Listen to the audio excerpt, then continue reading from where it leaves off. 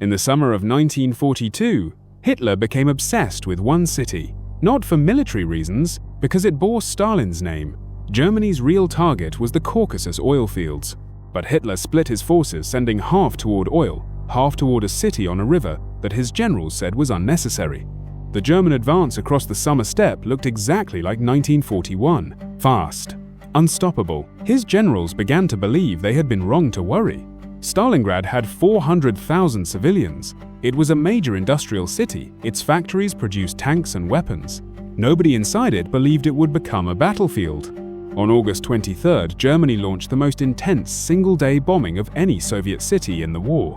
1,000 aircraft, 40,000 civilians killed in one day. The bombing turned Stalingrad into a landscape of ruins and rubble. Ironically, those ruins would save the Soviet defenders. German tanks cannot fight effectively in rubble. German soldiers approaching Stalingrad believed it was already finished. They had no idea what was waiting for them inside. Remember this moment, because what happened next is why this battle changed everything.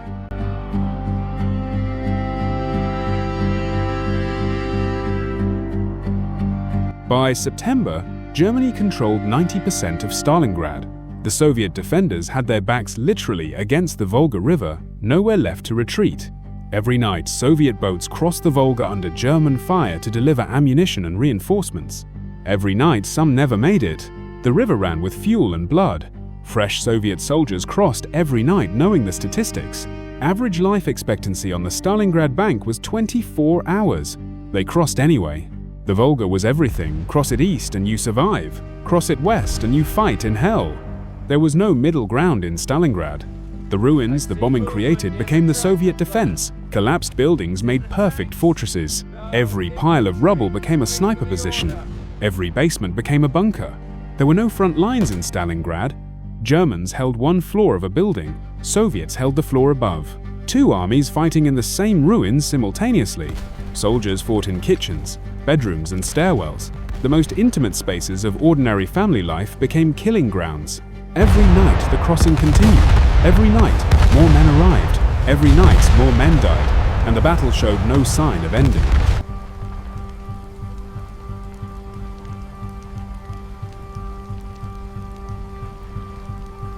The battle inside Stalingrad had no equivalent in military history. Two armies occupying the same city block by block, sometimes the same building floor by floor. The grain elevator, a single building, was fought over for 3 weeks. 18 Germans died trying to take each floor. Soviet defenders held the upper floors until they ran out of ammunition and water. German commanders called it Rattenkrieg, the Rats' War. Men fought with knives and bare hands on staircases, grenades thrown through doorways. Rooms cleared one at a time. Inside the tractor factory, Soviet workers continued producing tanks, while German soldiers fought through the western end of the building. The tanks drove off the production line directly into battle. German artillery and air power, the weapons that had won every previous battle, were useless in Stalingrad. Too close to the enemy to bomb. Too much rubble for tanks to maneuver. Germany's greatest advantages had been completely neutralized. Soviet snipers became the terror of the German advance. Hidden in the ruins for days at a time, a single sniper could stop an entire company from moving across an open space. Crossing an open space in Stalingrad, even 20 meters of open ground, could take hours of planning and cost lives. Every street was a killing ground, every open space a death trap. By October, Stalingrad had ceased to exist as a city.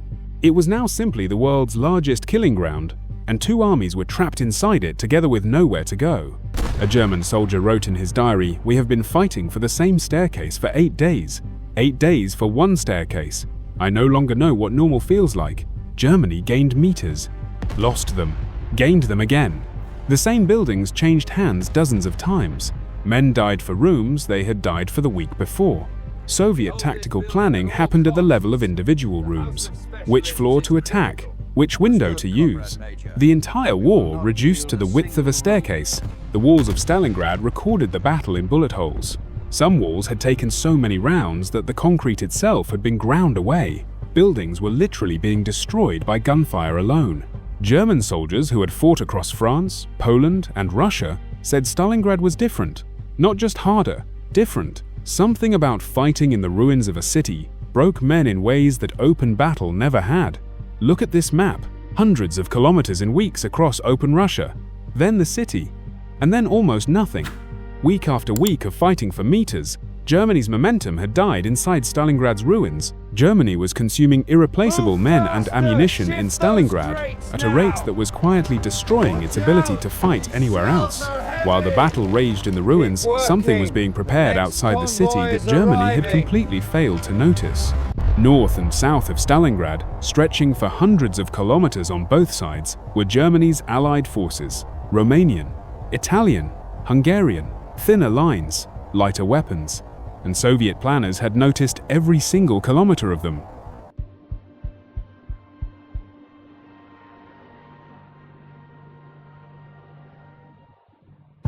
Stalin issued Order 227, not one step back. Any Soviet soldier who retreated without orders would be shot by his own side. NKVD blocking detachments stood behind every Soviet unit with orders to shoot any man who ran. Soviet soldiers faced death from two directions simultaneously. Soviet defenders had nowhere to go. German forces ahead, the Volga behind, blocking detachments behind that. The only direction that offered any chance of survival was forward into the German lines. Soviet soldiers were told before crossing, there is no land for us on the eastern bank. Only the western bank matters. Fight or die. There is no third option. Penal battalions, soldiers convicted of crimes, were sent to the most suicidal positions. They could only clear their names by blood. Most cleared them permanently. The men who held Stalingrad were not extraordinary soldiers to begin with. They became extraordinary because they had no choice. Not one step back left them, only one direction forward. 3 months into the battle, Stalingrad still held. Germany had thrown everything into the city and still could not finish it. And while Germany looked at the ruins ahead, it was completely blind to what was assembling on both sides. Soviet commanders had been planning Operation Uranus for months, not to defend Stalingrad, to surround every German soldiers fighting inside it. The trap was almost ready.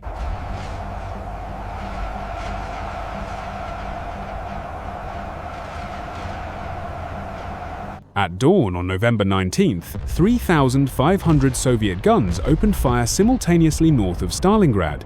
The Romanian forces holding that flank had no idea what was coming. The Romanian divisions collapsed within hours. They had light weapons and no tanks.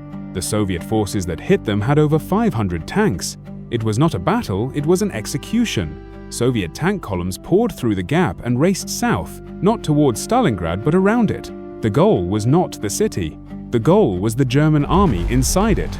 On November 20th, the southern attack began. Two massive Soviet forces now racing toward each other from opposite directions. 300,000 German soldiers inside Stalingrad had no idea the trap was closing. By November 22nd, the two Soviet columns were just kilometers apart. 300,000 German soldiers in Stalingrad were about to be surrounded, and they were still fighting in the ruins, completely unaware. On November 23rd, the ring closed. 300,000 Germans surrounded. The hunters had become the hunted. In 4 days, everything had changed. Inside Stalingrad, German commanders stared at the map in silence. Surrounded, cut off. 300,000 men. The commander requested permission to break out. Hitler's answer was one word: no. Hitler ordered the 6th Army to hold Stalingrad as a fortress. He promised relief would come. He promised an air supply bridge.